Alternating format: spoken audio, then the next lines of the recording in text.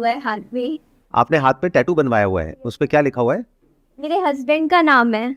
उनकी डेथ हो गई थी, 3 साल हो जाएंगे उनको गुजरे। तो जब उनकी डेथ हुई तो मेरा बेटा 45 दिन का था और ससुराल वालों ने मनहूस कह के घर से निकाल दिया था, कह के कि पाँव शुभ नहीं है। तो वो एक पॉइंट था जब न मेरे पास पैसे भी नहीं थे, 1 रुपया भी नहीं था, ना कहीं से कोई सपोर्ट भी नहीं था। और एक रात ऐसी थी जब मैं मेड की नौकरी देख रही थी खुद के लिए कि शायद बच्चे को साथ रख के यही नौकरी कर पाऊँ। वैसे मैंने बीटेक किया हुआ है, तो 2 साल मैंने काम किया, मेहनत करी और आज मेरे पास खुद के 2 फ्लैट्स हैं जो मैंने खुद अपने दम पर अपने पैसों से ख़रीदे हैं। लेकिन वो जो डर है वो अभी भी नहीं निकलता दिमाग से। वो जो एक डर है कि जब वो जो रात थी जो मैंने वो निकाली थी, जब मेरे पास रहने का ठिकाना नहीं था, पैसे नहीं थे, एक छोटा सा बच्चा था, जब सबने हाथ खड़े कर दिए थे कि जाओ, तो वो जो डर है ना मुझे रात को सोने नहीं देता। मतलब मेरा बेटा है, कल को अभी वो बीमार चल रहा है थोड़ा, तो अगर मैं ना कर पाई तो, क्योंकि अगर कभी फाइनेंशियल बैक पे थोड़ा सा डर लगता है कि क्योंकि कहीं सपोर्ट नहीं है, कहीं कल को कोई एकदम से बीमारी आ गई, मुझे अकेले सब कुछ हैंडल करना है। उस डर की वजह से मैंने 2 घर खरीद लिए 2 साल में। सिर्फ ये डर था मेरे मन में कि मुझे घर से बोल दिया था कि जाओ, यहाँ नहीं रहना। तो वो जो डर अंदर से है ना वो अभी भी नहीं जाता। मन में दिमाग में बार बार ना ऐसे होता है कि नहीं इस साल एक और घर खरीदना है, इस साल एक और प्लॉट लेना है, नहीं कुछ करना है। तो वो चीज़ मुझे शांत बैठने नहीं देती है और मन में ही रहता है कि 24 घंटे को ना 48 घंटे बनाना है, मतलब कुछ करना है। आपका ये जो डर है ना, इसको ब्रेक डाउन करते हैं। Yes sir. क्या ये डर आपका इमेजिनरी है या रियलिटी पे बेस्ड है? रियलिटी पर बेस से। रियलिटी क्या है? जो मेरी करंट सिचुएशन रही है, जो मैंने चीज़ें पास्ट एक्सपीरियंस नहीं, वो तो पास्ट में थी, बट Yes, आज sir. तो आप कह रहे हैं कि आपकी सिचुएशन अच्छी है, तभी आपने 2 घर खरीदे ना। Yes sir.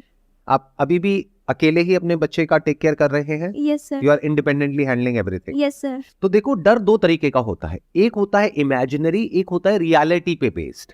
तो आपका डर एक स्टैंड पॉइंट से इमेजिनरी है, यानी कि पास्ट में ऐसा हुआ, अब दोबारा से ऐसा हो गया तो क्या होगा। तो दोबारा से ऐसा नहीं हो सकता प्रैक्टिकली, क्योंकि ये जो आपके 2 घर हैं वो आपके अपने नाम पे हैं, तो आपके नाम पे जो घर है उससे आपको कोई बाहर नहीं निकाल सकता। That is one.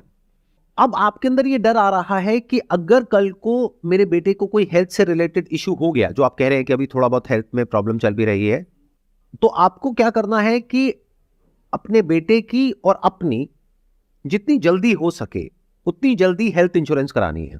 क्योंकि अब आप वेल सेटल्ड हैं, तो तीसरे घर के बारे में मत सोचिए, क्योंकि इसका कोई एंड नहीं है।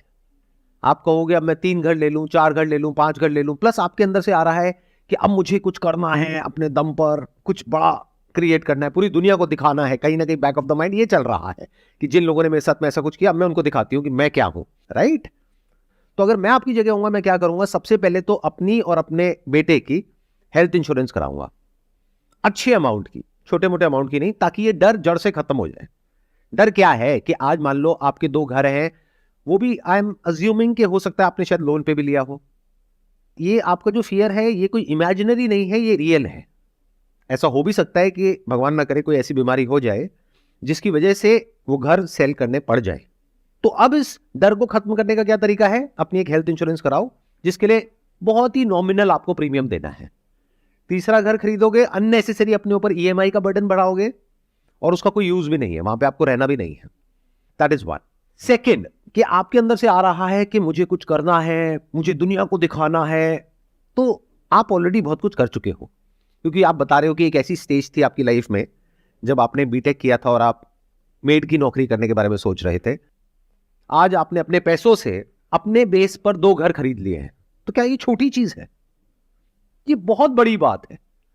तो ऑलरेडी आप बहुत कुछ अचीव कर चुके हो। अब आपको किसी को प्रूव करने के लिए या किसी को दिखाने के लिए नहीं जीना है, नहीं तो अपनी लाइफ को खो दोगे। अपनी लाइफ के जो अच्छे मोमेंट्स हैं या जो आप एक्चुअल में कर सकते हो उस सबको खो दोगे। बस इसी रेस में भागते रहोगे कि पूरी दुनिया को मैं प्रूव करूंगी कि देखो मैं क्या हूं। And that is the problem with most people. किसी को प्रूव करने के लिए अपनी जिंदगी को मत जियो। ये ऐसा है कि अपनी जिंदगी, जो कि बहुत बड़ी एक चीज हमको मिली है, उसको हमने बहुत छोटा कर दिया है। ऐसे लोग जो हमारी केयर भी नहीं करते, उनको हम कुछ प्रूव करना चाहते हैं। अरे उनको छोड़ दो, वो पास थे, उनको छोड़ दो, उनको भूल जाओ, आगे बढ़ो लाइफ में। बहुत कुछ है जो आप कर सकते हो, उसको देखो कि आप क्या कर सकते हो।